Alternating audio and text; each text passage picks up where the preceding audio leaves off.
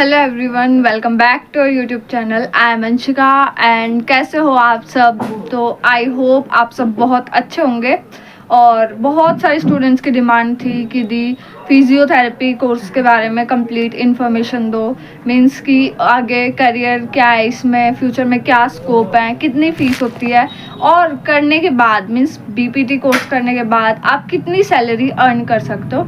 तो इस वीडियो में आपको आपके हर एक क्वेश्चन का आंसर मिल जाएगा। वीडियो कंप्लीट ज़रूर देखना। और उसके साथ ही बहुत सारे बच्चे ये भी पूछते हैं कि फिजियोथेरेपी में करना क्या होता है। ठीक है, तो वीडियो को बिना स्किप किए लास्ट तक जरूर देखोगे। उस वीडियो देखने के बाद आपके मन से फिजियोथेरेपी से रिलेटेड हर एक डाउट जो है वो सॉल्व हो जाएगा। अगर फिर भी कुछ डाउट रहता है मन में तो मुझे कमेंट में बता देना, मैं ज़रूर आंसर करूँगी। ठीक है, तो चलो बिना टाइम वेस्ट किए शुरू करते हैं आज की वीडियो। आज जिस कोर्स के बारे में हम बात करने वाले हैं, इट्स बैचलर ऑफ फिजियोथेरेपी, जिसे हम शॉर्ट में बीपीटी भी कहते हैं। ठीक है, ये टोटल 4 साल का आपका कोर्स रहता है, जिसमें 6 मंथ्स की इंटर्नशिप भी ऐड होती है। ठीक है, मीन्स आपका 4.5 ईयर्स का आपका ये कंप्लीट कोर्स रहेगा, जिसमें आपकी स्टडी क्लासेस भी होंगी और उसके साथ ही आपको जो फिजिकली करना होता है इंटर्नशिप में वो भी रहेगा। ठीक है, नेक्स्ट, फिजियोथेरेपी वर्ड जब भी हम सुनते हैं तो सबके मन में आता है मसाज एंड एक्सरसाइज। तो फिजियोथेरेपी में जब कोई स्टूडेंट इस कोर्स के साथ एंगेज रहता है तो उसके अंदर आपको करना होता है, मीन्स कोई भी पेशेंट है, इल पर्सन है, लाइक कोई पर्सन है जो पैरालाइज हो चुका है, ठीक है, तो उसकी बॉडी मूवमेंट्स को कराने में हेल्प करते हैं फिजियोथेरेपिस्ट। फिजियोथेरेपिस्ट खुद कोई मेडिसिन रिकमेंड नहीं करते। ठीक है, जब इंसान किसी पर्सन को कोई इंजरी हो जाती है और उसकी बॉडी मूवमेंट नहीं हो पाती तो उसे एक्सरसाइज से किस तरह बॉडी मूवमेंट को ठीक किया जाता है तो वो फिजियोथेरेपिस्ट बताते हैं। ठीक है, तो फिजियोथेरेपी के अंदर ये चीज़ करनी होती है आपको। और उसके बाद अगर मैं हरियाणा के अंदर बात करूँ इसकी फ़ीस की, तो बीपीटी के लिए आपको पर ईयर की अगर मैं बात करूँ तो वो फ़ीस अप्रोक्स 24,000 होती है। ठीक है, मीन्स फ़ीस आपकी 20,000 रहेगी और कुछ अदर छोटे मोटे जो फीस रहते हैं, मीन्स अलग अलग छोटे मोटे ऐड हो जाते हैं चीज़ें, तो वो टोटल ओवरऑल आपका 24,000 रहने वाला है पर ईयर का। और हरियाणा में फिजियोथेरेपी कोर्स में कोई हॉस्टल नहीं प्रोवाइड किया जाता है। ठीक है, हॉस्टल मिलता है नर्सिंग के स्टूडेंट्स को जो बीएससी नर्सिंग के लिए अप्लाई करते हैं। पैरामेडिकल एंड फिजियोथेरेपी कोर्सेज को हॉस्टल नहीं दिया जाता है। ठीक है, और फिजियोथेरेपिस्ट की जो रिक्वायरमेंट होती है, मीन्स जॉब होती है, वो बड़े हॉस्पिटल्स में ही होती है। क्योंकि देखो ये जो कोर्स है ना वो विलेज लेवल तक नहीं अभी तक गया है। मीन्स आप देखोगे जब भी कोई फिजियोथेरेपिस्ट होता है तो वो आपको बड़े हॉस्पिटल्स में ही मिलेगा। ठीक है, जहाँ पे ऑर्थो डिपार्टमेंट, मीन्स बोन से रिलेटेड कहीं जॉइंट में प्रॉब्लम हो गई तो उसको कैसे मूव करवाया जाए, तो इस तरह के जॉइंट से रिलेटेड हो गया। और डिफेंस में भी फिजियोथेरेपिस्ट की ज़रूरत पड़ती है। ठीक है, जब आर्मी में इंजरी हो जाती है किसी पर्सन को या कोई इलनेस की वजह से, तो उसकी बॉडी मूवमेंट्स को करेक्ट करने के लिए एक रजिस्टर्ड फिजियोथेरेपिस्ट की ज़रूरत होती है। ठीक है, तो वहाँ पे फिजियोथेरेपिस्ट की ज़रूरत पड़ती है। उसके अलावा अगर आप बीपीटी का कोर्स करते हो, मीन्स बैचलर ऑफ फिजियोथेरेपी की डिग्री आप कंप्लीट कर लेते हो, उसके बाद आप कर सकते हो empty, means masters of physiotherapy, जिसके अंदर क्या रहता है, अगर आप एक लेक्चरर बनना चाहते हो इस फिजियोथेरेपी के अंदर, ठीक है, असिस्टेंट प्रोफेसर बनना चाहते हो, तो ये चीज़ आप एमपीटी कोर्स करने के बाद, मीन्स मास्टर ऑफ फिजियोथेरेपी करने के बाद कर सकते हो। ठीक है, और स्पोर्ट्स में, क्योंकि जो स्पोर्ट्स पर्सन होते हैं उनको भी इंजरी वगैरह होती है तो उसको भी जो ठीक करते हैं वो फिजियोथेरेपिस्ट करते हैं, तो वहाँ पे भी एक फिजियोथेरेपिस्ट की ज़रूरत होती है। ठीक है, बड़े हॉस्पिटल्स में जनरली ज़रूरत होती है एक फुल टाइम रजिस्टर्ड फिजियोथेरेपिस्ट की। तो आई होप ये इतना आपको क्लियर होगा।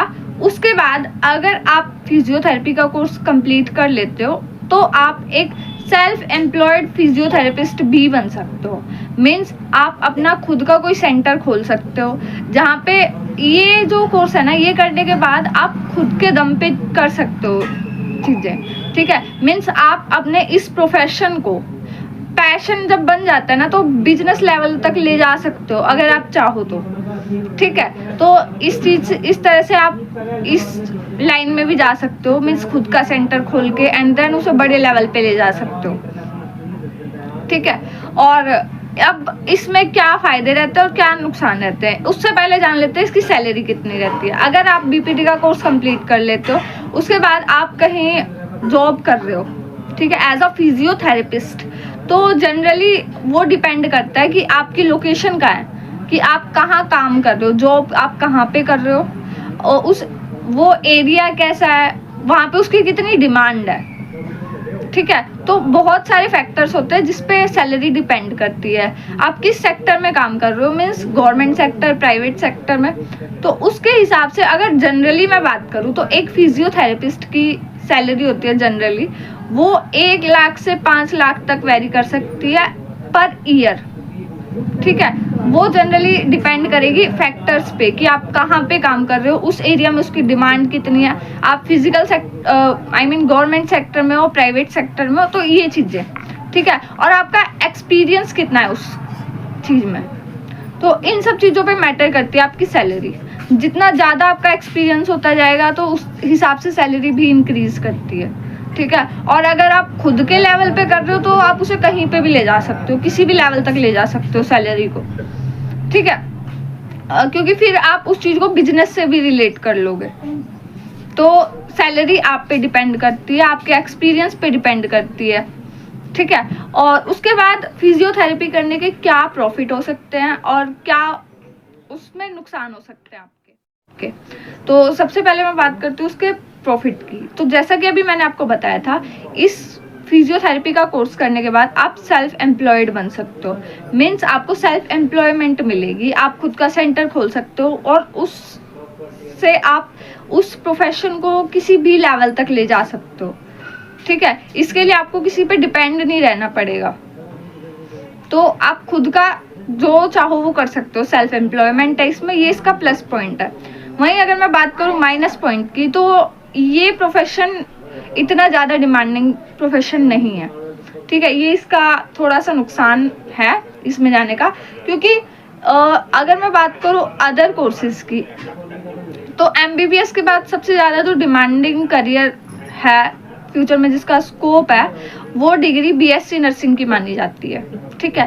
तो बीएससी नर्सिंग के बाद अगर मैं बात करूँ then it's BPT, bachelor of physiotherapy, और कुछ पैरामेडिकल कोर्सेज भी होते हैं। बट इसके अंदर ये रहता है कि फिजियोथेरेपिस्ट के पास, ये चीज़ आपने जनरली खुद भी ऑब्जर्व की होगी, कि अगर किसी पर्सन को कोई इंजरी हो जाती है, ठीक है, तो वो जनरली हॉस्पिटल में जाते हैं, डॉक्टर्स के पास जाते हैं। फिजियोथेरेपिस्ट के पास जनरली कोई आप सबसे पहले नहीं जाता है, ठीक है। तो वो अपनी इलनेस को दूर करवाने के लिए डॉक्टर के पास जाते हैं, और फिजियोथेरेपिस्ट के पास पेशेंट तभी जाते हैं जब डॉक्टर उन्हें एडवाइस करते हैं, ठीक है।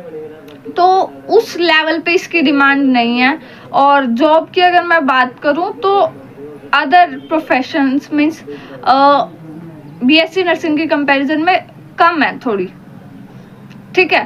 तो बाकी है जिसको ये रहता है ना कि अगर आपका इस चीज़ में इंटरेस्ट है और अगर आप खुद के दम पे इस प्रोफेशन में कुछ करना चाहते हो, इसे अलग लेवल पे ले जाना चाहते हो, तो वो चीज़ आप कर सकते हो इसके अंदर, ठीक है।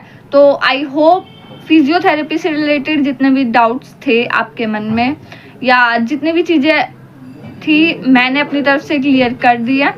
अगर फिर भी आपके मन में फिजियोथेरेपी कोर्स से रिलेटेड कुछ भी डाउट रहते हैं तो आप मुझे कमेंट में ज़रूर बताना। और बहुत सारे स्टूडेंट्स का ये भी डाउट रहता है कि दी कितने मार्क्स पे हमें फिजियोथेरेपी के अंदर कॉलेज मिल सकता है, ठीक है। तो देखो, कट ऑफ की अगर मैं बात करूं तो उसके लिए मैं अभी नेक्स्ट वीडियो बनाऊंगी, उसमें मैं आपको हर एक कोर्स की स्पेसिफिक बताऊंगी कि इस कोर्स में आपको कितनी कट ऑफ जा सकती है, ठीक है। और बीपीटी के और अदर पैरामेडिकल कोर्सेज के जितने भी गवर्नमेंट एंड प्राइवेट कॉलेजेस हैं, उनकी भी मैं वीडियो बनाऊंगी जल्दी ही, मीन्स कल परसों तक मिल जाएगी आपको वो वीडियो।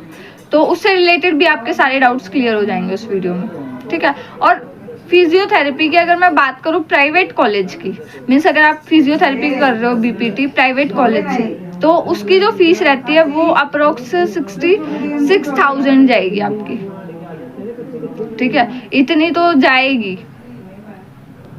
तो ये रहता है आपका कंप्लीट फीस स्ट्रक्चर, इसमें क्या किया जाता है और कैसी सैलरी रहती है, ये सब मैं आपको बता चुकी हूँ फिजियोथेरेपी से रिलेटेड। अगर फिर भी आपका कुछ डाउट है तो मुझे कमेंट में बता देना, ठीक है। मैं पूरी कोशिश करूँगी आपके डाउट्स के आंसर देने की। और नेक्स्ट वीडियो आपको किस टॉपिक पे चाहिए वो भी मुझे कमेंट में ज़रूर बताना, ठीक है। तो मिलते हैं नेक्स्ट वीडियो में। Till then bye bye, take care guys.